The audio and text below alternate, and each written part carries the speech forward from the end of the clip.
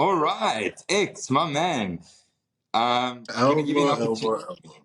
Sure. I'm going to give you an opportunity to introduce yourself, but I just wanted to introduce you from my perspective.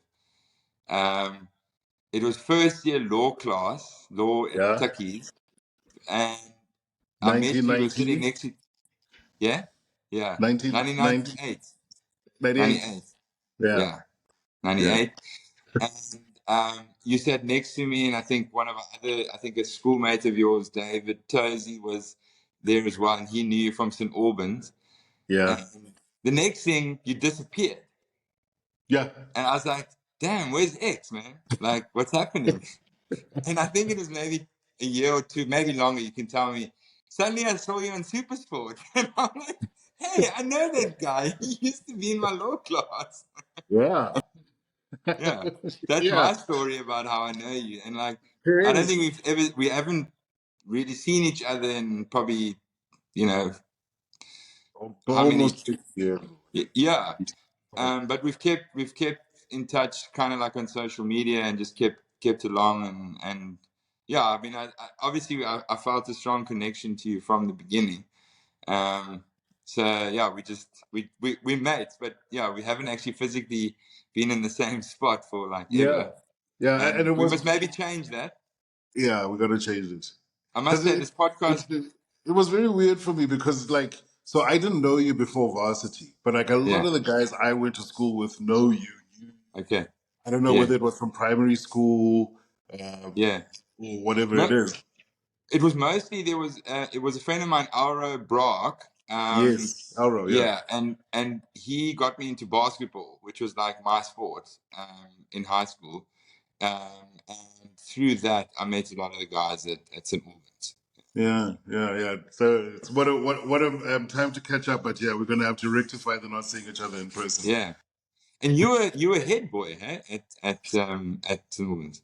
At St. Albans, so they had two deputy head boys, and I was one of two. So like Ah, okay, I close to the top of the tree, but never quite got there. okay. And did you stay in res at all?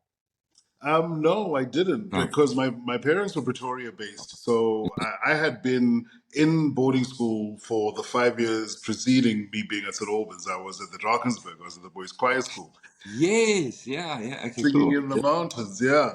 Yeah, And then I was very fortunate. I got myself a bursary into St. Albans, which is a great school, like yeah, made lifelong friends. And one of the conditions or terms of the bursary was that I could be in the hostel. But my parents had moved from Mthatha to Pretoria, and I don't think my mom actually wanted me to go back into boarding school. So it was yeah. kind of Wanted one it of home. those. Yeah, and I had not been home in so many years, so I kind of opted to be a day boy. Okay, Got cool. teased about it endlessly, um, but you Yeah, know what? You can't in reverse the contrast, decision. I had Andre Sillier, Yeah, who, yeah, on my podcast, Dr. Gray. one of the first ones I did, and I think he actually opted to get out of the house and stay in. He wanted to have the whole experience, and was actually in the hostel. He was telling me actually on the podcast. But yeah, tell me, because I've never asked you, like, what happened? Why did you leave varsity? What did you do, and how did you end up at SuperSport? And what do you do now? Sure, what a story. I'm one of those Mm. very silly ones who decided to not finish academics. So, and I still do have lingering regret over it. I would have liked to Don't. finish the law degree, but I would have never become a lawyer. Like, I knew Yeah. that. I think after that first sort of week, after you've done sort of, you've been to the rag farm, you've had a bit of a jolt, now you sit down and you have your first couple of lectures and Law of Persons 101, and they told Yeah, me about 101. the Nascaturus fiction, and I was like, nah, this is this is not gonna work for me. Yeah. But I jumped in wholeheartedly. There was a law clinic, and I volunteered pretty much from day one. Mm. I wanted to sign up to moot court. That was a thing. I signed up Yeah. for VAC work with a law practice in Brooklyn, in Pretoria at the time. So I was quite sort of hard-headedly, dedicatedly going into this thing. Yeah. And I must admit, I don't know. Varsity took me for a ball, and I thought out of my depth here. I don't know what I'm doing. Do I really even want to do this? And a friend of mine who'd gone to Willow Ridge Mm. had started. Well, he knew of somebody who had a garden service business, and they were selling the garden service business to move over to England. And Right. Craig started working this little business, and I thought, you know what? I want to do that. I want to Yeah. be outside. I want to be doing people's gardens. I want to be driving a truck. Yeah. What did I know? I was 18. And and that's what I did. I convinced my old man to give me a bit of a loan. And myself and Craig went to do business together, doing gardens around the east of Pretoria. Okay.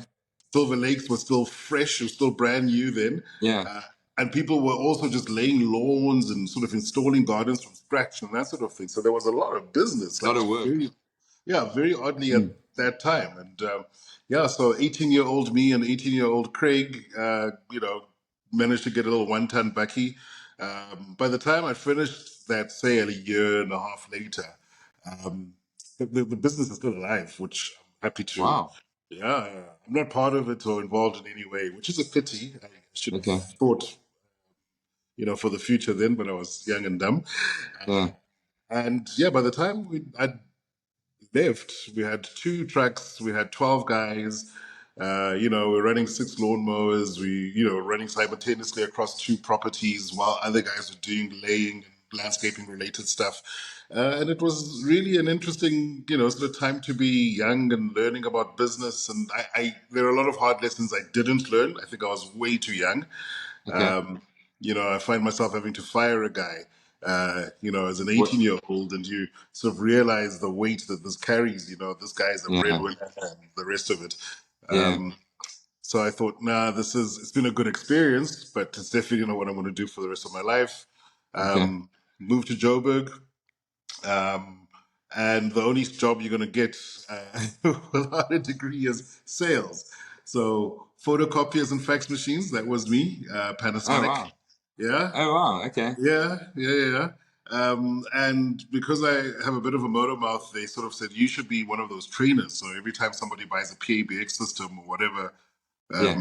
equipment they buy, they say, we'll send a trainer out to show you how to use the machines. And that was me for a while after the sales thing. Got sucked back into sales. Uh, and you'll be very interested with this because this is right up your alley. I became a broker consultant. Oh Uh, really? Okay. yeah, So servicing other financial advisors with the product. that's it. Oh That's it. really? Yeah. For who? One of the big insurance company. Am I allowed to mention? Yeah. Yeah, for Liberty. Yeah. I was also that. That's how I became a financial advisor at Liberty. Yeah. Yeah, I mean, they provide great training, good company. fantastic training. Yeah. Yeah, yeah. There was a bit of an intake of young guys at the time. They were quite keen. I was quite keen. It was fantastic. I mean, it came with a company car. Don't tell anyone. Yeah. Those days it was still a bit. It was not it would have been 90s. Like 90s Yeah, financial services was still a great time. Like you could, yeah, for well, depends for the sales guys. Any for sales the guys sales. did Yeah, well. It was actually exactly. before the current main sort of legislation in financial services, which is the Phase Act. It was pre Yes, that. it was You didn't. prefix. It was actually like very limited licensing that you needed to operate in the industry as a financial advisor. I remember when I got into it, and that was already 2007. So I left law to go into financial services because there wasn't really much opportunity for me in law for whatever reason, Yeah, reasons we won't go into right now. Um, and joined Liberty in like 2007, and there was a lot of advisors that were still talking very much about the pre-phase days. yes, exactly. So that would have been Pre-phrase the things. 90s, yeah. So that Yeah, yeah, that was me. Look, and it was also a very interesting time because it was the first time I think that a lot of South African investments went offshore. The yeah, creation of tranches. I mean, that was brand yes, new. And then yeah, Liberty went and paired up with Standard Bank, and Standard was formed. And all of a yes. sudden, sort of Yeah, and that your was also the beginning of the asset management industry, that's which it. was the Stanlib. Yeah, and Stanlib's one of the biggest asset managers still in South Africa. That's it. Yeah. So the sort of entire industry sort of shifted around when I was there. I must admit, I think I probably wasn't patient enough. Mm. because it was very hard making friends with a lot of those brokers. And I was based out in the East Rand, in Benoni. Um, Uh, okay. and it's weird, like it's tough to break in because those guys are very sort of, they'll stick Yeah. to their, executives, and they're very big on Yeah. relationships.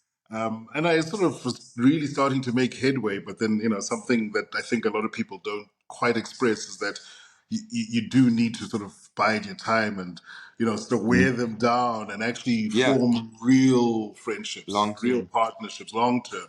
Yeah. Um, It's the same with being a financial advisor on the other side. Then yeah, is also like what I realize is that if you put a lot, if for clients as well to gain their long term trust, you just have to be at it. You just have to be in it for longer. I mean, when I essentially yeah, left or didn't really do financial advice anymore, is when after like say 3, 4, 5 years, that's when people started calling me and saying like, "Hey, can you help me with giving me some?"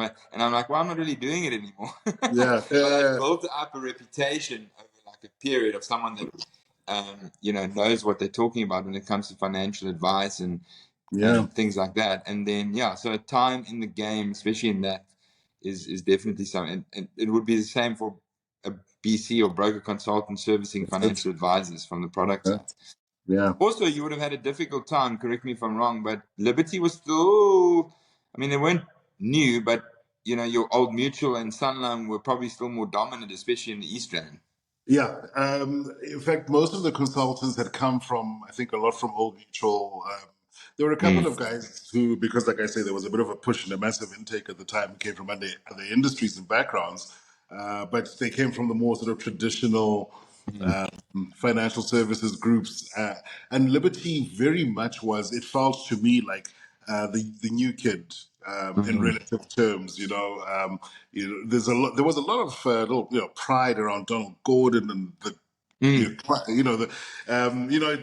They talk about it all the time. You hear it Yeah, the trading, and there was history. the history always sort of seeped back into it. And I think a lot of pride of the brand at the time, almost as in being on the back foot against the big players. And I think that they probably were a fast moving company because they did try a lot of things. And I Yeah. remember when they brought out a medical product, Yes. The universal lifestyle the universal was it? lifestyle. That was like Yeah. pretty much at the time I was there. Yeah. It really was sort of groundbreaking at the time. Brokers were sort of like, oh, do I need to know as much as my doctor or Yeah. Yeah. so I it mean, was they were relatively they were really innovative with popular by then. products. Yeah. Yeah, no, they really had some, and like I say, fast moving, and they tried things that kind of felt that um, we went to market with a little bit more in our Mm. armory. Sort of, oh, you want a normal annuity? Well, here you go. You want a normal black Mm. product? Well, here you go. But if you want to keep buying more, so that was very interesting. And I don't know. Things might have been slightly different because when I got on radio, and I'm jumping ahead, one No, of the no, no. things that No, go. one of the things that they asked me to do was, or would I be interested in becoming an economics journalist? So sort of like a Bruce Whitfield type. Wow. Um, Yeah. and I sort of thought about it, and I thought, well, I've sort of had this very basic training, but it just felt a bridge too far for me. And I'm a Okay. Pretoria boyki, I'm going to stick to the Rugga. So, To the Rugga. so, I you was know. actually gonna. I was actually contemplating if I should wear a Bulls cap today because you're a Bulls guy like me. No, Are you but not? I'm actually not because I do feel Okay. bad. I feel bad for where I was born. I was born in the Transkei, so I should be Okay. a border bulldog supporter. But Okay. they don't really exist anymore. And then the only team that I remember with Super Rugby when it started, it was an amalgamation of all the unions, and the big ones Yeah. sucked in the little ones, and Yeah. Border actually was part of the Sharks, and Okay. I'm pretty much still, as a result of that, The a Sharks. Okay. long suffering Yeah. Sharks supporter. Sharks. I never announce it. Don't tell people. Okay. Yeah. Okay. Okay. So then from Liberty, you got to So radio. from Liberty, I'm a young guy. I'm in Joburg. I'm looking at dollar signs. It's not coming. I'm starting to look for other sales jobs in the newspaper. And, like the basic when you're selling cars looks a little bit better. And I went and no, Yeah. serious. And you also, And I think in financial services, you also like it would. I'm good at sales. I've gotten great training. It's going to be way easier to sell cars and sell sell a car insurance. than it is to sell insurance. Yeah. Absolutely. Yeah. I started selling BMWs and I was crap at it. Like, Okay. I was terrible. I was terrible. And it wasn't the product. Product was great. Mm. And I worked for a really great dealer principal. I was very lucky. John Stavros, JSN Motors in Bryanston. Oh Um, wow. and Okay. uh, Cool. I, I don't even know why he took me in, but he sort of said, I like you. You've got something Mm. about you. And I eventually even try and convinced him to let me sell minis because they were new in the market. And I knew that an Oka comes in to buy a mini who's over 50, he's not going to say no. He's in there for a reason. Yeah. You know, harkens back to an age or an era or a car his dad had. He's Yeah. going to buy the thing. So, Yeah. and it, proved to be a good call. And at least I didn't have torn pants and, long suffering car salesman. But while I was there, I started doing retail radio. So I'd go into the dealership on a Saturday morning, Saturday afternoon. I'd push off and do some in-store retail radio. And when Okay. we were at Tix, I tried my luck at the At radio 6 FM. station, Tix FM. No go. They weren't having it. So, you know, that's In your kind of first where year when you were still there. first year when I was still there with you guys, Yeah. I went in and tried to get an audition or tried to just sort of like, hey, I'll volunteer and clean the whatever the studio. You let me know. And I can't remember her name, but the station manager at the time just we didn't gel. She just it was never gonna. So Okay. I'd always had this hankering, and when I And was yeah. selling cars, I would spend my Saturday afternoons and all of my Sundays doing retail radio. Back to work on a Monday selling, and then Saturday again retail radio, and I did that for about a year. Okay. Um, as a bit of and they always say it's a good training ground. You do Mm. retail radio or you do community radio. That's where you want to start. Mm. Um, and turns out that one of our clients at the dealership was the CEO of Prime Media Broadcasting at the time. And Okay. I knew who she was because I was just so into this radio thing. And one of the salesmen that I worked with, Lester, said, look, she bought a car from me. She's absolutely fantastic. Just go up and speak to her. Just go and talk to her. So I walked up, Terry Folkvane, and I said to her, listen, I know you don't know who I am, and this is random. I'm probably going to work for you one of these days. I just need a moment of your time so you can point me in the right direction. I'm not asking you for a job. I'm not Mm. asking for a handout. Just want to know that what I'm doing is the right thing. Right. So more like And asking for advice, I'm here to guidance. ask for advice. Mm. Don't want anything else. Because I think it turns a lot of people off. Like Mm. it's good to be forthright and be forward and the rest of it, but you also need to sort of gauge their space. And I mean, she's the boss of one of the big broadcasters in the country. Country independent broadcasters. Exactly. And Mm. look, she was fantastic. Gave me time of day. Said, okay, fine, you a little bit out there, kid, but here's my card. Call me. And I said to her, fair enough. When can I call you? And how long can we chat for? Because I also don't want to, have this card and not set an appointment. Uh, Mm. Yeah. that's It's a probably sales going to be the training coming sales thing. out. Yeah. Pin them So down look, to a date. pin them down. Don't let them breathe. Yeah, Yeah. yeah. So she gave me a date. She said, "Well, call me next Thursday, 10 o'clock. I'll be in a meeting with our programming manager, Alan Matthews." I get on the phone, and she just gives the cell phone straight to Alan. She did the hello, hands the phone over, and Alan's like, "Oh, Terry told me about you. When can you come in?" I went in and I did a voice test. They still did those back then. They put you behind Mm. a microphone, hear how you sound. Gave me a test, general knowledge, who's the president of whatever country, what conflict is currently on. I can't even remember the 20 Mm. questions. And, I was so into it. It wasn't even a thing for me. Like, I aced it because I was always listening. I was always reading. I was always very interested. Yeah. Um, and sure, a week or two passed, and he gave me a call and said, "Do you want to try graveyard shift on 702?" Here I was thinking I'm going to be the cool kid on 947, and I thought, well, I'm not going to say no. Yeah. And yeah, that was it. That was Okay. 2003. Wow. And Okay. that's how my broadcast career started. After a while at 702, moved So did you shows. overlap with Garrett Cliff when he left Tux then and went to 702? So I never actually worked in the same studio as Gareth, but it's weird because the industry is like yay Yeah. small. So we obviously know each other. We've met before. We know of each other. So I Yeah. know that he was at 702 just before I rocked up. Okay. Um, yeah, and I ended up doing after a change, and the news editor at the time, Katie Katapodis, thinking this guy's always talking about damn rugby. She's like, Okay. Like naturally, like just as a just yeah, everyday because talk. it was always gonna and whenever they needed something in the newsroom or somebody would ask for like, hey, what's going on? I know because you Mm. know. And she said, listen, why don't you leave those guys in programming and come and work for the newsroom and you just do sport? This sounds like Okay. the perfect deal. Switched across, and then I did sport with David O'Sullivan in the afternoons, and then eventually with John Robbie in the mornings. Wow. I replaced Docky Dockrat, who used to do that slot with John in the mornings. And Docky had been snapped up by SuperSport Right. to work for the Blitz channel, which then used to be called SuperSport Update.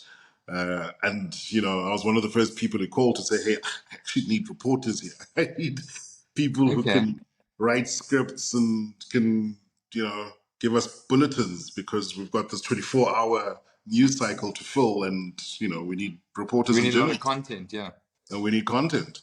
And then I started doing both. I started doing SuperSport and radio.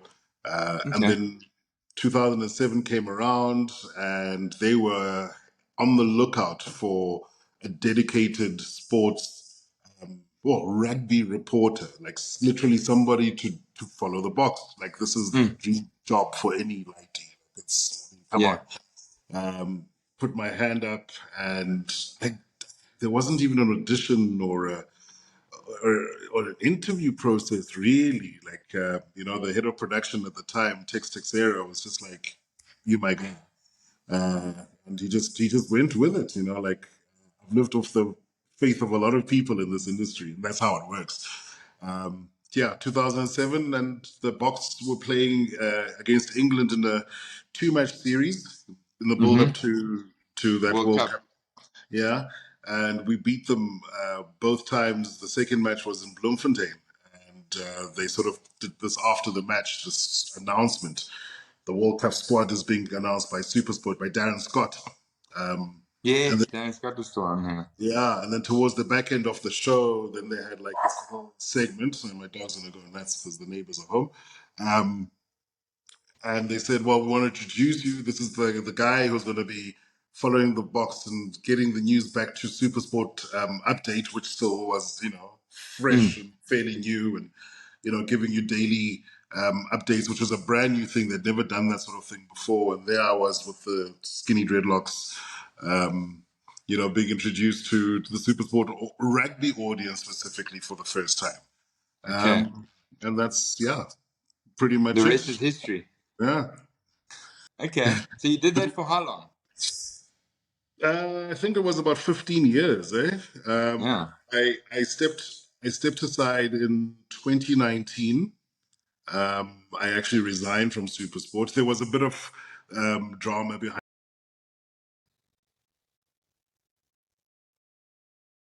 All good. Yeah. I can hear you. Yeah, there was a bit of drama behind the scenes, and you might recall the story. In fact, I'm sure other people do. There was the whole incident where Ashwin Willemse, Ashwin, yes. Was it yeah, connected to that? well, it wasn't directly connected, but there's a definite through line Yeah. to, I think, the politics of the time. To me, being a sort of a young guy, I found myself sort of thrust into the heat of the debate that had flared up as a result of that sort of action in studio. Yeah. Um, And there were lawyers involved, and there was this, and there was the threat of hearings and whatever. It never really amounted to too much, to be honest. Mm. But I just very strangely found myself at the forefront of this thing that was being driven by otherworldly forces, that are sort of beyond your control. And I remember being in Cape Town, doing a Super Rugby match, and my phone rings, and it's a journalist from the Sunday Times saying we're writing the story about how the black presenters at SuperSport are sort of, taking on management, this, that, and the other. Do you want to comment? And I'm like, no, it's not like that. It's not like there's a big fight. All that had happened, Yeah. and it's probably the first time I've been able to clarify publicly, is we sort of said, look, the Ashman Nick Nas incident could have been avoided. There were some things that we felt that the organization could have put in place.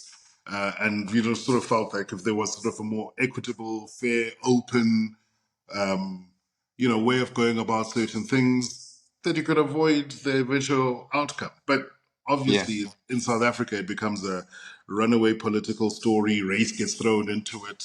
Ashton Yeah. didn't help because he threw, the allegation out as well. And I'm standing on the side of the field talking to this journalist about 5 minutes before going on air, saying I can't comment. Like there's not really anything to comment about. Okay. And also we in the heat of whatever process. So like, so they It's wrote not this book. resolved yet, so I'd prefer not to comment. Yeah. Yeah, I mean, we just, it's not the right time. Right. But I also understand, and I know her, and she's fantastic. She's one of the top journalists in the country. Like, I would all the time in the world for her. I also Mm. understand that pressure because somebody would have whispered in someone's ear, "Hey, did you hear there's some stuff happening, over there? Check it out."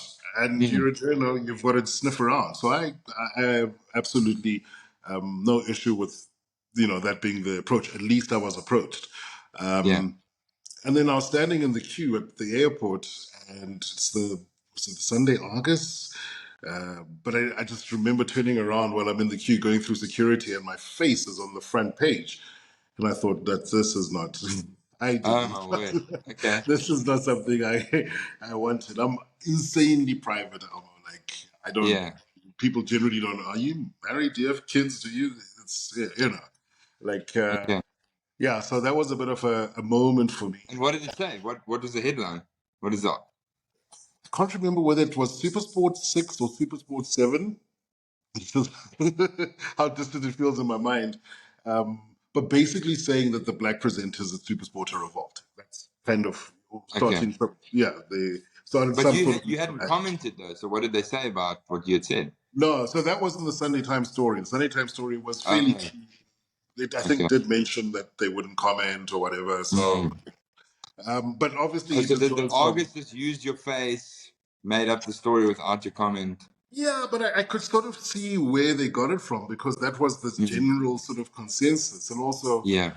social media was also just, it was Right. starting, it was a thing for the first time. It was mostly Facebook, and Twitter. And I don't think there was really anything else at the time. Yeah. So, yeah, I just sort of got sucked into this whirlwind and we had negotiations and we shook hands behind the scenes. And I kind of felt like, the company wants to sort of get rid of this thing and we're not really addressing the issues. Mm. I was not in a great space. Mm.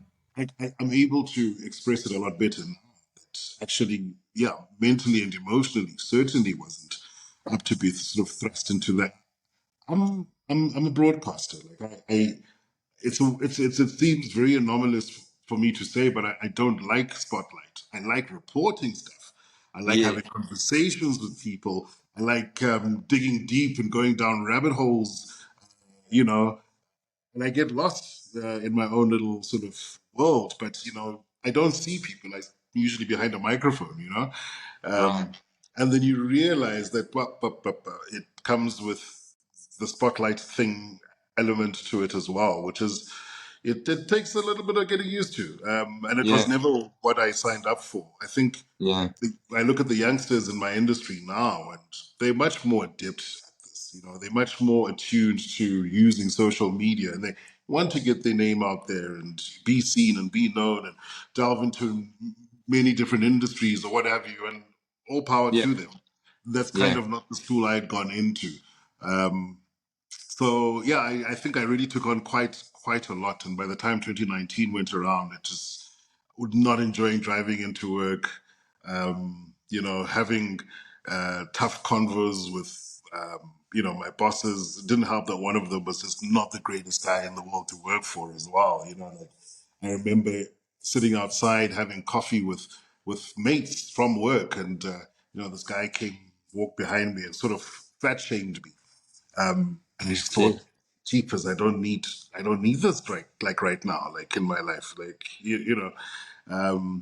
and you spend a lot of time on the road. I did. I mean, I think in the World Cup years, like a 2007 or a 2011, I'd be Mm. surprised if I spent more than 5 months at home. Sure. Because you're on the road and you're off Yeah. on tour, and then they come back, and then the World Cup is 2 months long, and then you back again, and then you the end of the year tour, and that's Yeah. There's a you, build up before. There's yeah. yeah, and And the what was the other champions what I'm lost from, but I mean the yearly matches between Australia and New Zealand and the Springboks as well. That's absolutely. Yeah, yeah. yeah. And you're on the road. I mean, fortunately, we didn't have to travel overseas for Super Rugby back then for any sort of domestic competitions. Okay. But for every other international, you'd be on the road. The guys go to camp. You're there from day one. You fly in, and you're on the same flight. They stay for a week in Cape Town on a camp. That's where you are. And Mm. then you're back again, and then it's tour, and then that's a Mm. month. And um, Tri Nation. Sorry, just popped in my Tri head. Nations, yeah, yeah. Rugby Championship, What but is yeah, afterwards? It was something for a while, like championship something, Rugby Championship, yeah. rugby And then championship. and then there's also the domestic rugby. So besides all of that international stuff, the Sharks are playing the Bulls in Durban, so you're there. And then after Yeah. Super Rugby, there's Curry Cup, and you're off to Bloem and to Kimberley and to Potch on a Friday night, or to Nelspruit on a little Cessna caravan or whatever it is. Wow. Hellishly exciting if you're 25 or 30 years old. Yeah. But with a family, with a wife, it takes its toll. And my wedding, my marriage had also sort of unraveled by then as well. Okay. So I was really not in a good space. And in 2019, I just thought I've got to walk away from this, otherwise Okay. it's not going to end well. Mm. And yeah, that's what I did. I had already got into business with a good friend, but we met through business when we became friends. Mm. And I thought, I'm just going to pursue this thing, and it's going to be tough, and it's going to be a massive pay cut. But you know what? I just need, for the peace of mind, get away from all of this stuff to try that. That was 2019. And then promptly, not however many months into it, our little business, which did in person live events, business leadership, and a sports summit, Yeah. boom, there goes the world. Here comes COVID. COVID. Yeah. And down we shut, and we tried to move online, but everybody also tried to migrate online. Yeah. And we had some really good guys who came along with us for the ride. Stuart Lancaster, the former England national coach, called us out of the blue and said, "Look, I want to do this 6-part series on your guys' platform. Would you let me?"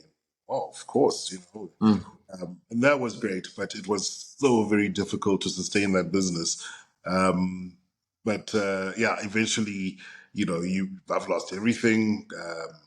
Income has come to zero.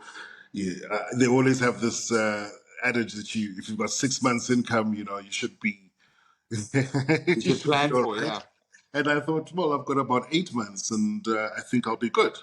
Yeah. We can make a good go of this. And Yeah.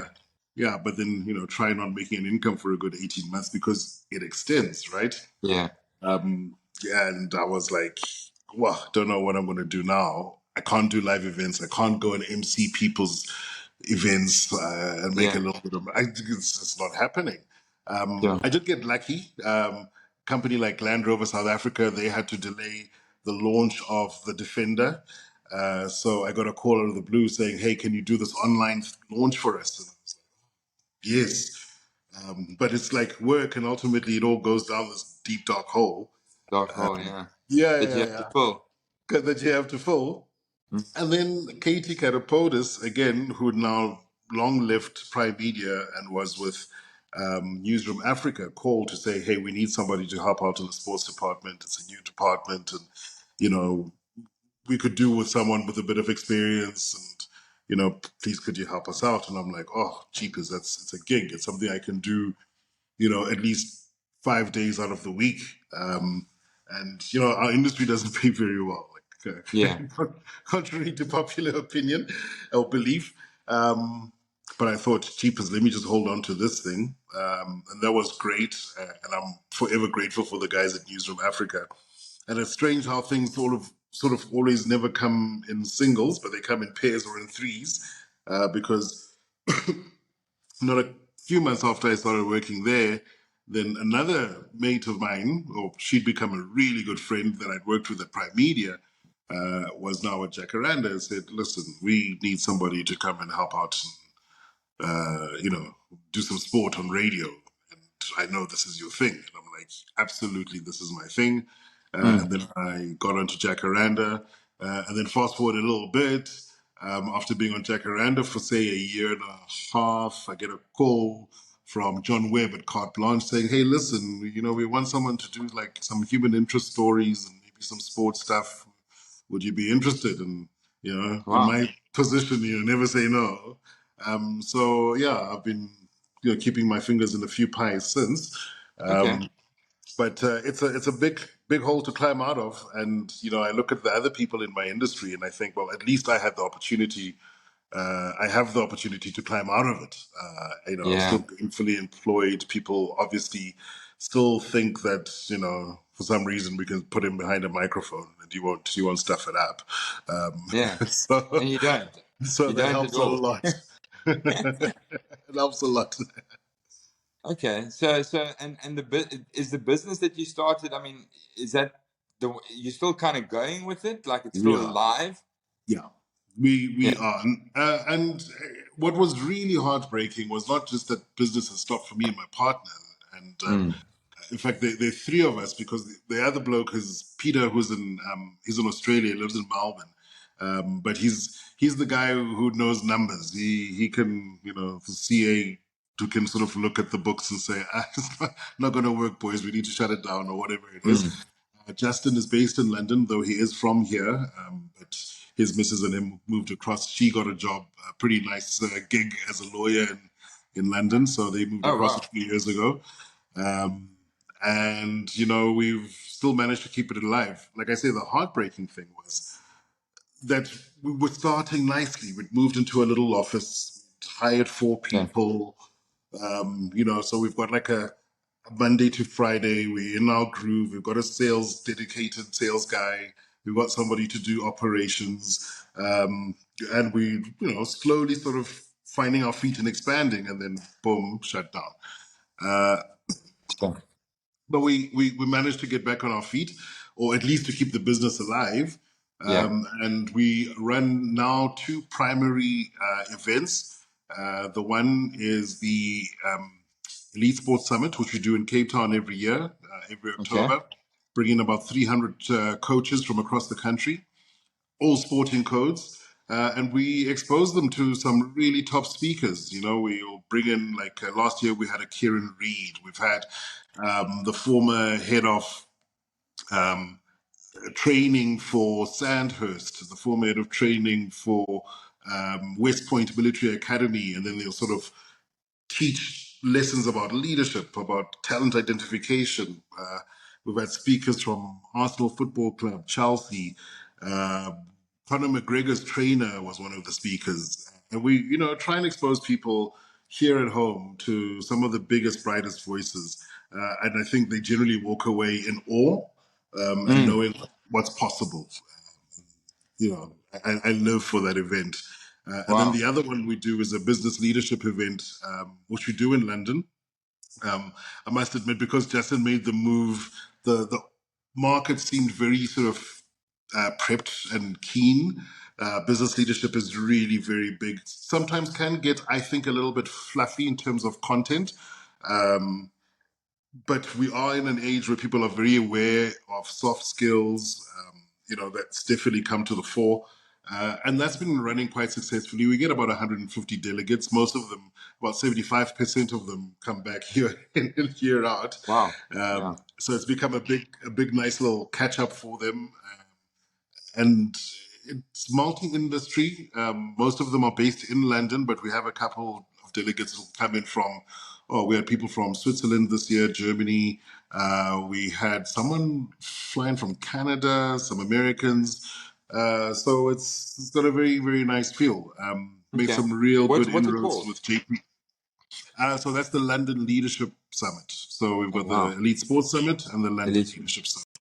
And then Okay. next year we'll be adding a London Elite Sports Summit, just purely Okay. because so many of the people who've attended have said, "Well, why don't you just do this thing in London?" And we're Yeah. like, well, we're a little bit in awe of the size of the market there. It's not quite what, it's not like doing a little thing in Cape Town, Mm. You'll need to get in some really heavy hitters. You need to convince people that, this £700 ticket is a ticket worth buying. Um, Mm. you know, Yeah. so it's scary times, but it's fantastic to, try and expand and to try and expand beyond South Africa. So that's Yeah. very exciting for me at the moment. And that's pretty much what I spend on, days on sales calls, trying to find sponsors and, people, Okay. next thing it's audio visual guys, and then the caterer's got an issue and the coffee costs too much. And, these Yeah. are, Events are no child's play. Hey, it's a no, lot of organization. it's a lot. Yeah, it's a Okay. lot. But yeah, that's pretty much what I do. Monday to Friday, I'm on radio. I do the sport on the breakfast show on Jacaranda. Okay. Um, at least once a week, I'll go to a sound studio and I'll do some voice recordings for Carte Blanche, which is what delayed our chat Yes. today. Yeah. I was wondering. Hey, what are you doing with carte blanche? Yeah, yeah. So yeah, I'm just really, really happy that I'm busy again. Okay. And then I've also made amends and made friends again at SuperSport, and I've been getting involved in a few projects here and there. Yeah. I did a couple of shows in the lead up to the World Cup called Road to the World Cup. Okay. And they brought in the old Bloukrans, and I realized I fall in that category now. The old records. Yeah, that's where I fall in now, to have a chat about the past. Yeah. And then I'm working on an exciting project. I don't think I can mention it just yet. Okay. With SuperSport. Okay. Uh, so yeah, lots of lots of pies, not enough Yeah. fingers.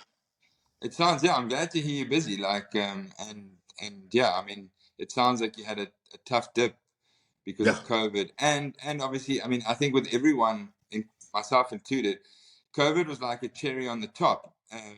In terms of that, you had just started a new business, which is difficult enough to begin with, and then you have that hit Boom. you as Yeah. well. Yeah. It was a proper Yeah, bomb. yeah. I mean, there's endless stories about it. But what would you say apart from COVID? So obviously, in your case, it was probably the thing that hit you the hardest. Um, but what else have you realized about running a business and what that entails and what you've learned so far from a mistakes perspective, aside from COVID?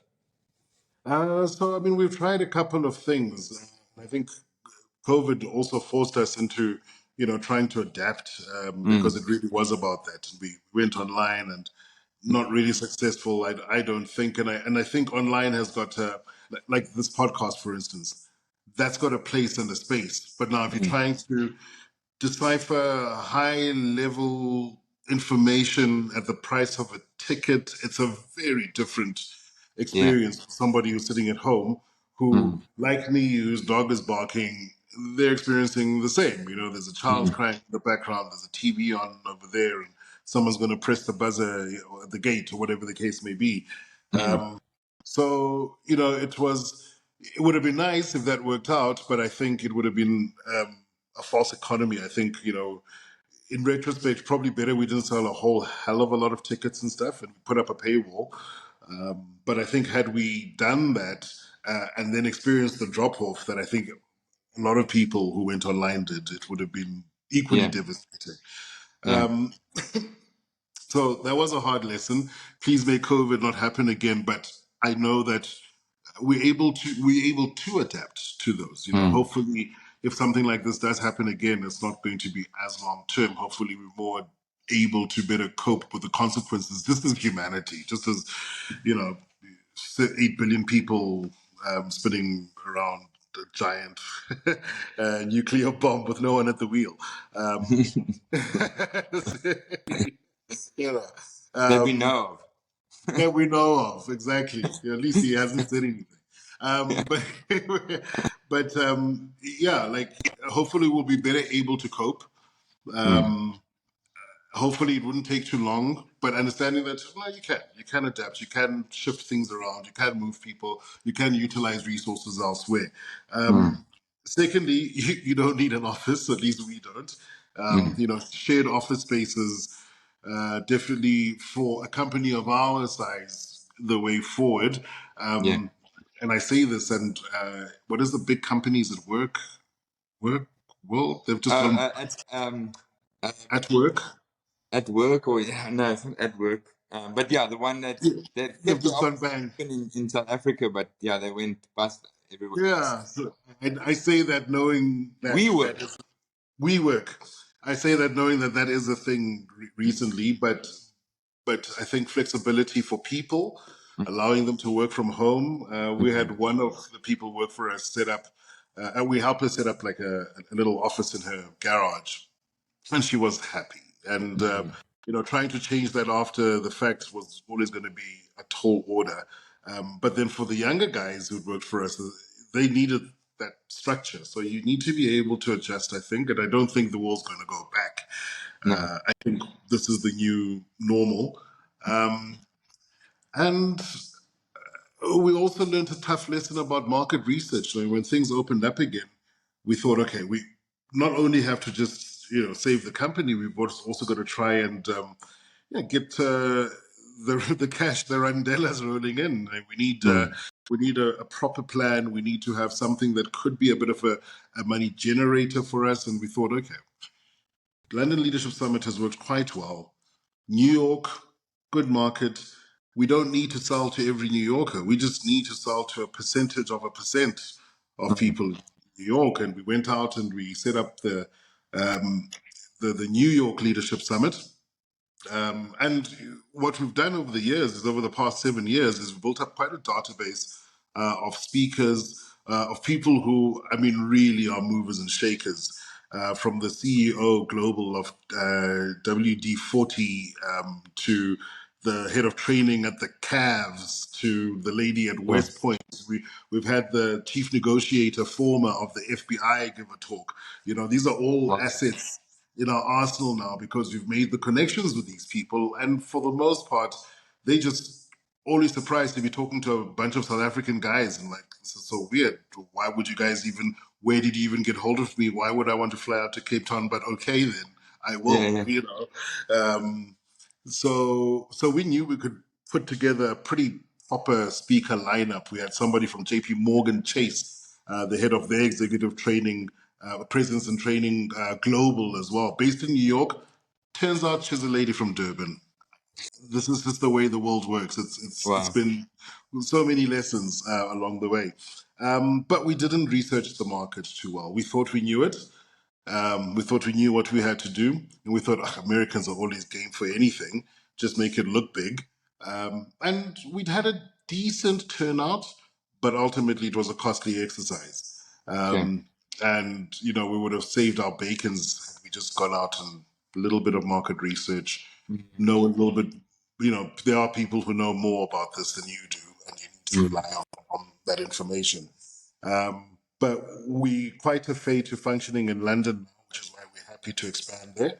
Mm. Then South Africa, we'd like to upscale and do a whole lot more.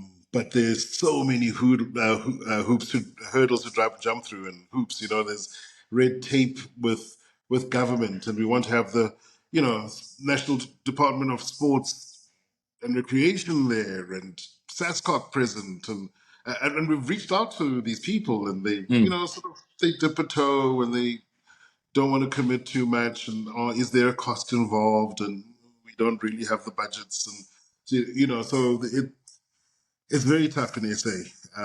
Okay. We're not gonna, we're never going to leave at all. Like, this is Mm.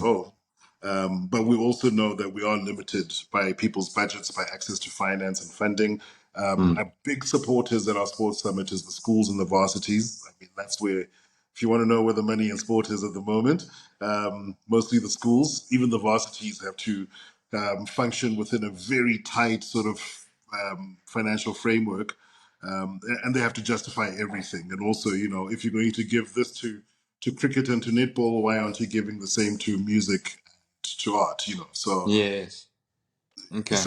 yeah, different fights. But then I find for the most part, schools are just like, well, we've got some of the best coaches. We want best practice.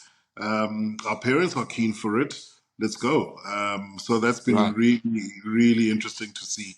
Yeah. And then the unions struggle along. You know, the local football teams, some have, others don't. They can't send coaches.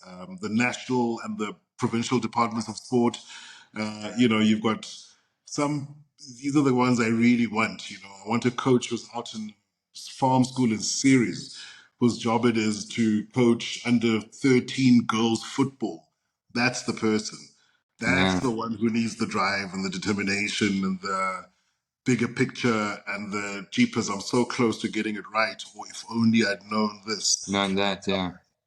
And that's how we want to expand. The how is going to be a massive challenge. Okay. Yeah. It sounds like you're doing really interesting stuff. It sounds good. I like the fact that you're trying to reach with your summits and your to try and reach, like you said, the smallest of areas where there's potential, Yeah, and getting those guys upskilled and thinking a bit different and adding value to eventually, obviously, our national teams in all sports. that's it. I mean, we live literally in the era of Siakolisi. Yeah, And you know, you can't deny the difference made by one coach, one teacher at yeah. the right time in one At the child's right life. time, giving them the right opportunity. Yeah, At the right time. encouragement. Yeah, Yeah, exactly. yeah. Exactly. So That's amazing. that's hellish. That's what excites me more Yeah. now, more than being on television or, you know, reporting stuff. I do still enjoy radio because it's just a luck, and we, you know, It's like second nature to you now. yeah, it's Yeah. three people who've had far too much coffee in the morning. Yeah, it's just, X, I wanted to get a little bit of an insight into, and it's interesting. I didn't know you actually worked as a broker consultant at Liberty, so you have had a dipped your toes in the sort of financial services industry, and I guess the advice space. What is your sort of thoughts and basic philosophy in terms of personal finance, and for yourself?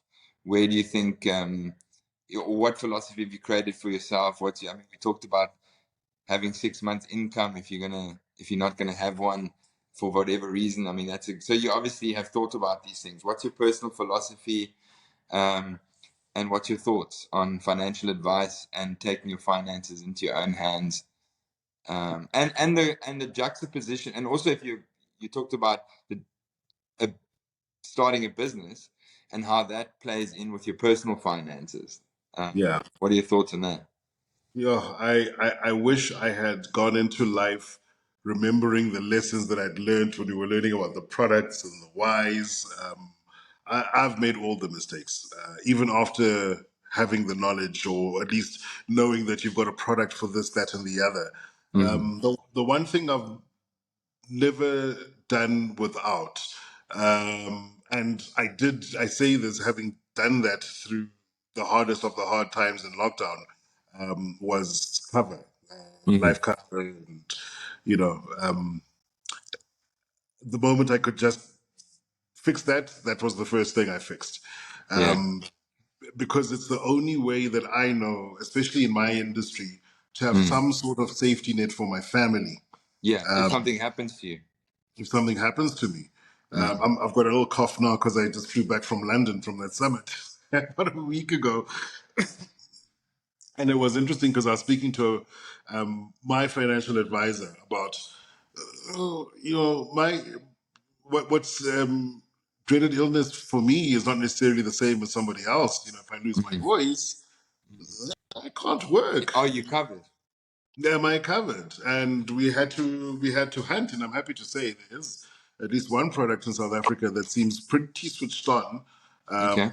to that. And I don't know if they specifically underwrote it so that it could feed artists and, like I say, broadcasters and so on. Broadcast, yeah. But I was very surprised that it exists, and signed up immediately. And that's sort of the first thing. I'm not in a position to make the changes financially that I want to just yet. Mm. It's taken a lot of downscaling, and that still continues, because some things will take forever. Mm. So, I still have this massive hole to climb out of. But I think that if you can create the security blanket, Yeah. that's key for me. So the life cover, for instance, is absolutely crucial. Mm. The next thing will be to go back to building up another sort of slash fund of, say, Plus six fund, to yeah. 8 months worth of income, and not necessarily because I'm planning to go anywhere or do anything different, Mm. but that it was just always good, I felt, to have that. Yeah. Just in case. I mean, I've faced the worst of it, and I'm more convinced than ever that I probably need to actually even increase that Yeah. in I mean, time, I think if we learned that in through the COVID period that you probably need more like a year plus more of like a year income just plus. in Yeah, case. yeah, exactly. Yeah. So that's the new target, the new goal. I don't know Yeah. if I'm I hope to have a decent innings, but I might not make it there. But at least if I'm working towards it relentlessly, Yeah. it will, I think, set me at ease. Yeah. Other than that, uh, I also do begrudge our industry. It's a terrible industry for Mm. for a raft of reasons. One of them, paramount to it, is just the lack of security that it affords people. You don't need to look far Yeah, to meaning that it's hear. only commission based and it drives incentives to do certain things because it's not a salary job to be a financial Exactly. advisor. Exactly. Yeah. So financial advice, one, media industry, two. I mean, you don't have to look very far to hear the story of the next singer, artist, actor who suffered a catastrophic Oh, okay. whatever it is and can't work anymore, can't get access to, proper medical care or whatever the Right. case is. Yeah, and just a week, no, a couple of days prior to us having this conversation, we were in the Jacaranda studio. Ex-colleague lost his eyesight, can't read scripts, write scripts, drive himself to work, this, that, and the other, and has to rely for pretty much everything on others, Sure. and that always leaves me jarred, and I always think I'm you know only but just fate away from something like that happening. And the media industry is absolutely terrible because almost everybody you see on screen or hear through your radio doesn't actually work for the organization or the company or the station or the channel. They generally are freelancers or Right. contractors. Yeah, Uh, contractors, yeah. yeah, and that's a hellishly difficult way to go about setting up stable financial platform or just any Yeah. individual. Yeah. Because one month you might earn 100,000 rand. This is Yeah. only possible. The following one you might have to get along on 10. Following Yeah. three you might have to get along on 10 or less, because there's So just very no way. difficult to plan for people It's in an that industry. it's incredibly difficult, which Mm. is why I think my slash fund thing just always has been there. Right. It's very difficult, I think, to also get involved in any sort of long term debt. I mean, the one thing I am not is a property owner. I would desperately like to be, but I think I walk into a bank and they're like, oh, so you say you're gainfully employed for the next 12 months, Mr. Ntshinga. Um, and beyond that, oh, you know. So it becomes incredibly difficult. And I think I've resigned myself to the fact, and I'm actually quite happy being a non-land owner. Like I'm quite content being a renter, and the responsibility is not necessarily always in my hands. But again, it's a matter of stability or instability. Try Yeah.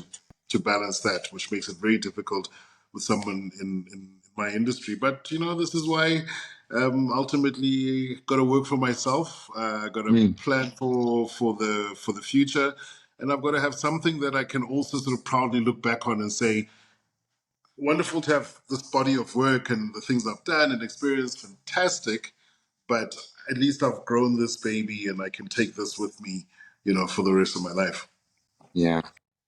So what do you think is the so just to get back to what do you think is the solution for your industry being in that position and people finding themselves in the position that they don't have the cover or the medical cover or the life cover or the rare disease cover if something happens to them, like the colleague at Jacaranda? What do you think is the solution there?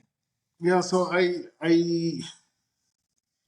do have some sympathy. This is a tiny, tiny industry in Mm. South Africa. This is not like America where, if I worked for the biggest sports broadcaster, covering arguably the most prominent sport as their lead anchor, we're talking about millions of dollars, right? Mm.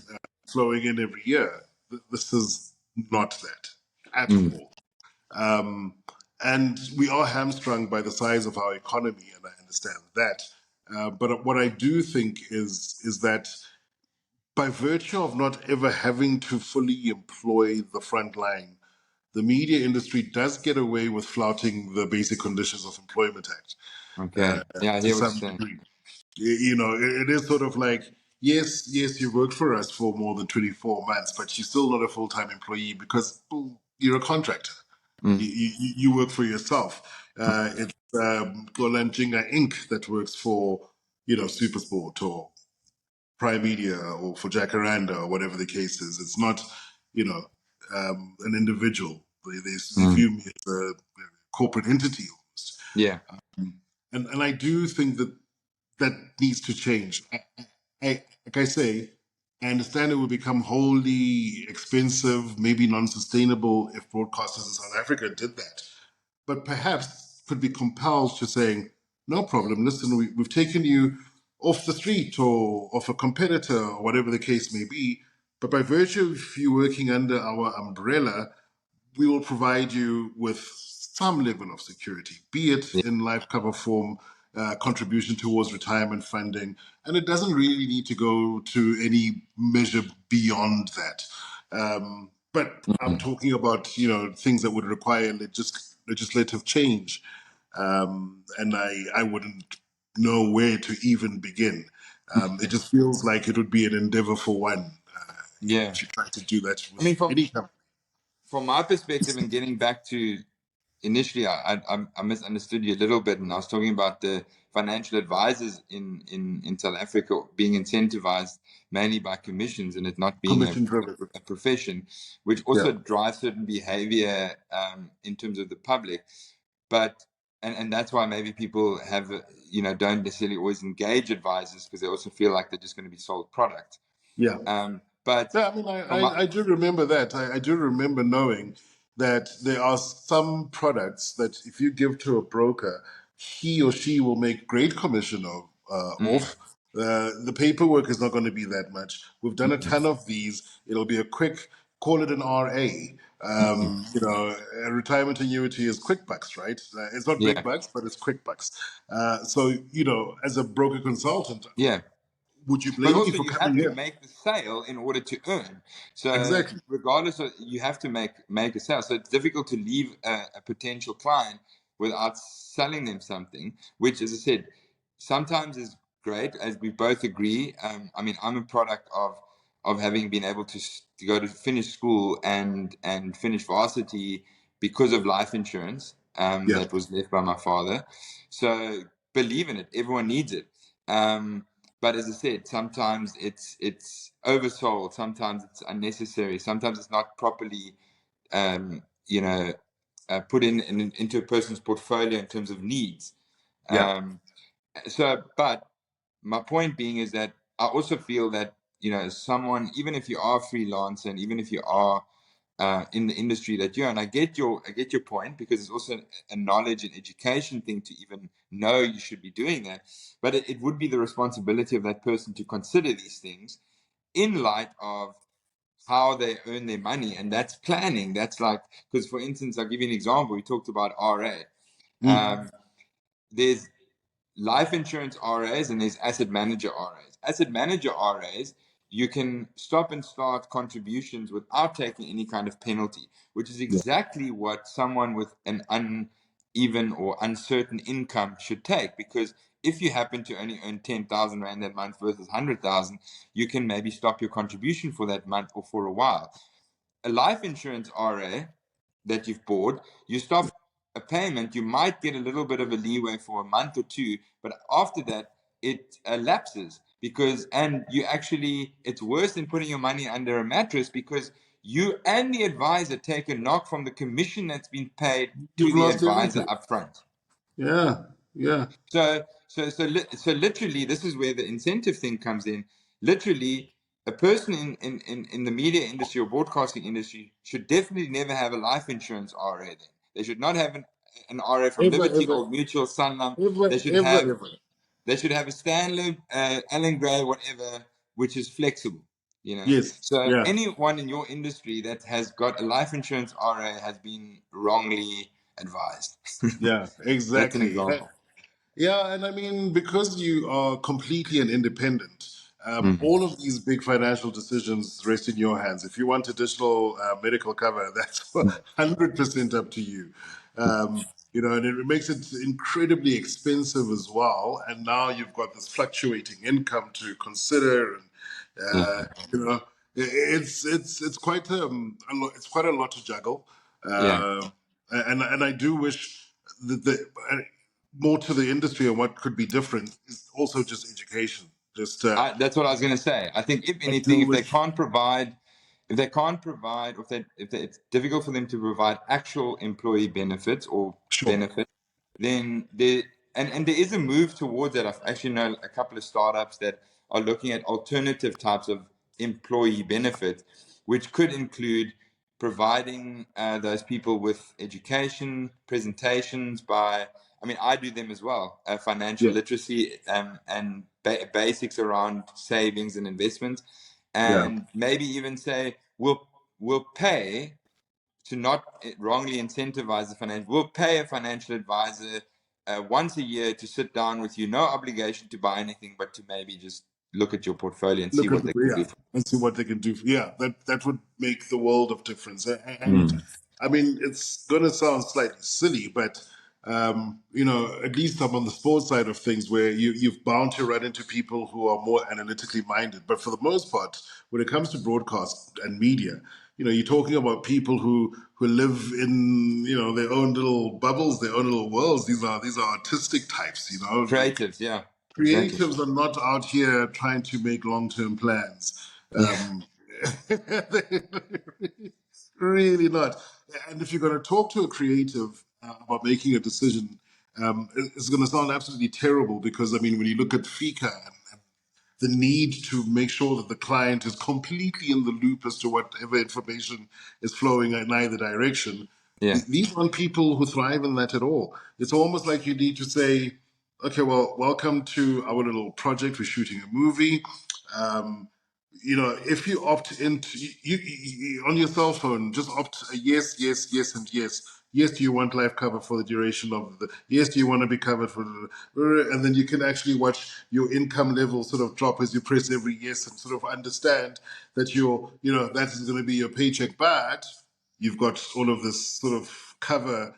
It almost, and I hate to say it, needs to be that dumbed down. dumb down, yeah. Otherwise, we're going to be here 10 years from now bemoaning the next time another artist, is in hospital and, Mm. no way to look after themselves or their family. For their Or family, yeah. what's been really, really heartbreaking to see, whether it's a double HP. also worrying about the financial health and future for his family, doing, the most. And I mentioned Jabu, not, because it's easy, but because I went to school with him, Yeah. choir together. Yeah. But that, he went that far. Um, Felt like he was in a really hopeless situation, and ended it because probably felt absolutely hopeless for the Hopeless. future. So I think it's imperative that the industry actually makes some sort of move. And yes, I understand that the onus and responsibility lies on the individual, Yeah. but I think it's easy But there's to something you make can it do. Yeah. easier. You can do Definitely. something. Yeah. Yeah. Lekker, man. And hobby wise, other than business, other than trying to get something going, what are you into? What do you do to relax? Does sleep count as a hobby? Like, can you Yeah, make it definitely. officially, 100%. tick it off as a? so, I'm a so, big napper as well. yeah, so I've got two kids. Between Yeah. my partner and I, we've got three kids, Okay. two dogs. So How old are your time for kids, X? so I'm actually looking at one now. If I mess it up, she's 8 and 11. Okay. Yeah, shoot. Yeah. Yeah. And then my partner's also got an 8-year-old. So Okay. surrounded, outnumbered, all girls. Um, Okay. yeah, even our two dogs are girls. So it's just that life. Um, and, Nice. yeah, I don't know if I've got time for even if I had time for a full on hobby. There are a couple of things that I do to relax. Mm. Um, and then the other anomalous thing about me is I might not have a dedicated hobby, but there's nothing I won't try. Right. Like, I will do everything Okay. if given the opportunity. So, you'll find me on a weekend, hopefully at home. Hopefully my FIFA's going there in the background. And I'm trying to take it easy. I've missed like almost 20 years of weekends. So Right. I, I, Traveling, yeah. I, I really embrace weekends, not being in a Yeah. studio on a Saturday. I really, really do. But then, like I say, I've, been on the horses, I've skydived, I've whitewater rafted, name it, I've tried it. Yeah. There's a couple of places I still want to bungee jump. I've done that. You You like know, bungee jumping? Yeah, yeah. Still a couple of Really? places I need to. I haven't done Bloukrans, for instance, which is a sin, I believe, for a South African. I also Um, haven't, so maybe we should plan to do it together. well, there you go. There's a move. There's a move. Yeah. There's a chick. Hold my beer. Check And we'll this out. obviously get it all on film. There we We'll, go. we'll make a big deal about it. Yeah, unless it's embarrassing. It's all for content. It's all for Yeah, they content. will lose. They'll lose the tape. Yeah, yeah. So yeah, anomalously, nothing I won't try, but as little as possible at the moment. I feel the pressure to start golfing because everybody seemingly needs me to come and do a golf day or come and Okay. play with them. So Well, what I'd I don't know. recommend you do if you haven't done any golf is, and I've got a set of, I used to also want to get into it, but I think is get a coach from the beginning to get your swing right because it's difficult to correct. Because you can't correct it otherwise. It's more Yeah, difficult, yeah. yeah. So And the yeah, problem is I've been to the driving range a lot of times, so I think I'm already. yeah. Usually they have coaches there, so like next time Yeah. you go, just pay for a lesson. I think it's worth it. Yeah, there's a oak who's been threatening me in Centurion for quite some time. I'm gonna have to take him on. I think you Uh, should, yeah. yeah. It's just waking up on a 5 o'clock Yeah, on a Sunday morning. I'm just like, too early, I don't especially when understand you when this. you when you appreciate your weekends like you are. I'm loving my weekends, brother. Plus, I think for golf, we still have a lot of time. We're still young enough to do that in the future. Yeah, we can still When when golf. You know, listen. when we naturally wake up at 6 o'clock, being old and can't sleep anymore, then we can play golf. Then we can play a bit of golf. There we go. Yeah, when the insomnia kicks in full time, I'm Yeah, in. dude, I'd actually love to talk to you a bit longer, but I think we both need to get to stuff we need to do. It's been really great chatting to you. Yeah, what a And catch up. Good to see you. yeah, and thanks so much for agreeing. I really appreciate it. You're pretty much, I'd say you're the most well-known guest I've had on that people Nah, should be able to recognize. you had So, Andre Soler. What are you talking about? That guy, they know yeah, but that guy like, he's a rock star, but he was in the background. People didn't know that he was managing their money. People have yeah, seen okay, you on the, fine. But they know that guy like in countries I've never even heard of, islands and stuff. I don't know what's happening well, let's there. see. Because Andre's podcast, Andre's episode has the most views so far. So let's see if you can beat it. Yeah, don't tell him until we No, beat him. I think, dude, he's been asking me to send him this episode immediately the minute it's on. Okay, so as far as he knows, 2024. Nice. He's gonna be watching it because he watches the count on his one. I So know. you'll see it. He'll be like, He's ah, gonna be excellent on. one. Even He's if gonna I be didn't my tell him. WhatsApp in like minutes. It's no problem. Awesome, man. So enjoy your weekend because it Black is Album. happening soon, and let's stay in touch, man. We've got each other's details now, and yeah, great that we can connect. Yeah, what a pleasure. It was so awesome to see you again, my man. Let's rectify it and have it over a proper in-person live beer. Absolutely, I'm keen. Lekker, album. Cool, brother. Cheers, bro. Have a good Cheers. one.